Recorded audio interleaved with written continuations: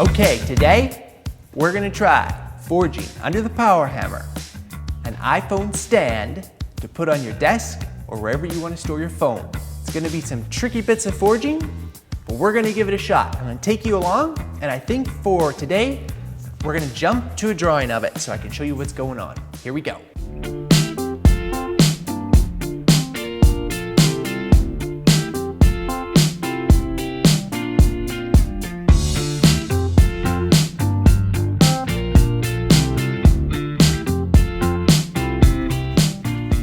Okay, so I just finished drawing this design, and I want to talk you through what it's going to look like and a couple things of why I've done that, and then how we're going to approach it on the power hammer, and then we'll get there. Okay, this is the block of steel that I'm going to be making, and this is a forged in slot. So hopefully this is like a desk, so hopefully the phone will slip in like this.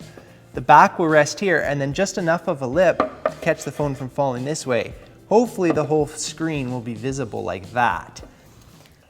So recently in my forged work, what I really like for designs is I like a design that actually doesn't show like an extremely lot of the plasticity of steel, even though I love that process of forging. It's a little bit weird for me to be like that. An example of what that looks like is like the one heat hammer style. It's really orientated to forging. The process is very much forging, how you create it, how it's finished, but yet it doesn't show a lot of like the actual plasticity of the material moving. And for some reason, I'm really gravitated to those clean, sharp lines and that process. And so this piece is sort of modeled after that. I don't want a lot of the squishy factor showing, but that's totally how we're gonna make it. The other interesting thing for me is that I only allow myself like just a couple pieces of forged components and forged thoughts and things on my desk. So I'm really like exclusive to what I put on there. And I thought, well, I want something to hold my phone so I can see it when I get notifications and stuff. But I want it to be something that I'm really excited about in the way it was made and what it looks like. So that's sort of what I'm going with this.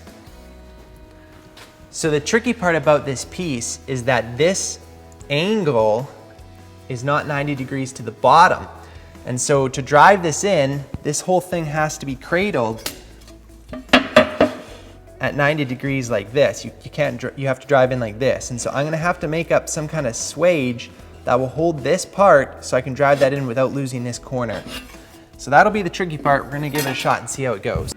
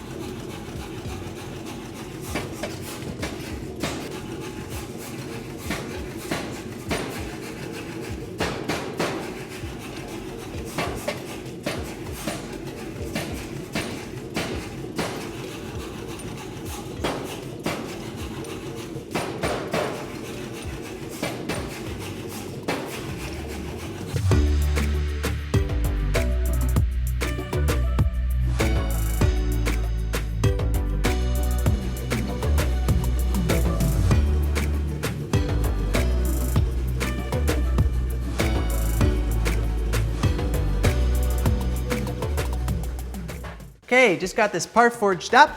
Back at the drawing here, gonna show you what I'm hoping to achieve with this. So this is a bottom swage, and it's gonna come up and sit on this. And so if you would look at this angle to this angle, it's 90 degrees. So when this sits on the power hammer die, this block of steel will be orientated to that angle, and so I can drive this piece of steel in, hopefully straight in, and this thing will keep it from moving around, kind of cradle it. That's the hope anyways. Okay, so next step is to now make my actual part of steel, put it in and start going for it. I might have to make one more tool, but I'm gonna try to cobble something together with what I have. So hopefully this is gonna work. Here we go. So I actually was just looking at on how much material I need for this thing, and it's actually quite a bit, and I don't have any material that's close to it. So I'm gonna have to make this out of 1.5" round bar. So at 9 inches, I'm gonna have to compress that 1.5" round bar, get it into that rectangular shape, and then go for my shape. So it's gonna be a little bit of juggling under the power hammer, but I think I can do it, should be okay.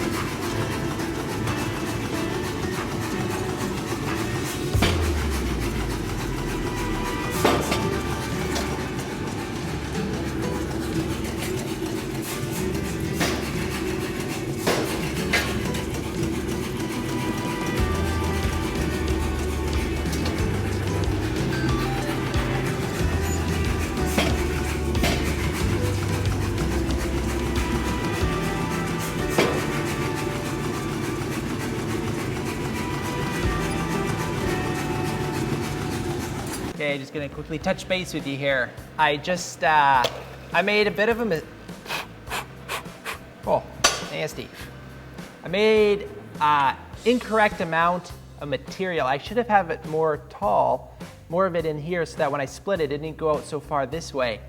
And the aesthetics of it I'm not crazy about, but also the problem is,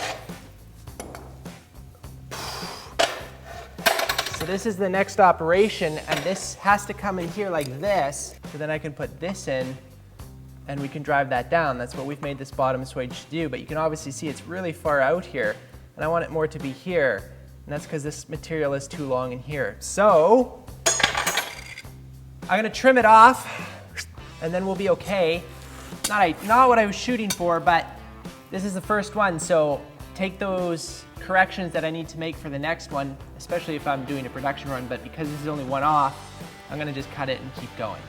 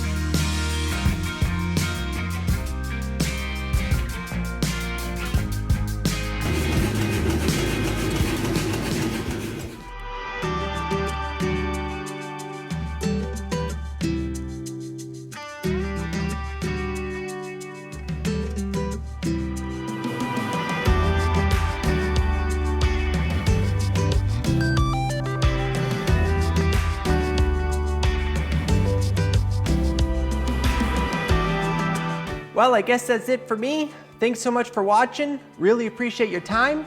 If you haven't already, please consider subscribing to the channel, and we will see you next time.